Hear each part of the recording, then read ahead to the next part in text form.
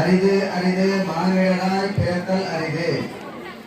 இந்த மனித பிறவி எடுத்த ஆமெல்லாம் இது போன்று செய்வதற்கு அரிய காரியங்களிலே தன்னை ஈடுபடுத்திக் கொண்டு அந்த பிறவி பயனை அதுக்கு அடுத்ததாக அன்னங்கள் என்னென்ன அன்னங்கள் உண்டோ அவைகளெல்லாம் வடை, பாயசம், பால், தயிர், தேன் இவைகளாலே ஹோமங்கள் நிறைவுற்று இன்னும் சிறிது நேரத்திலே முதற்கால மகா பூர்ணாகுதி மகா தீபாராதனைகள் எல்லாம் நடக்க இருக்கின்றது. ஆங்காங்கே இருக்கக்கூடிய பக்த பெருமக்கள் யாகசாலைக்கு வந்திருந்து முதற்கால வழிபாடுகளை கண்டுகளிக்க வேண்டும். இதுபோன்று 4 காலங்களும் யாய்ப்பாக கருதி வேண்டும். நம்ம பார்வதி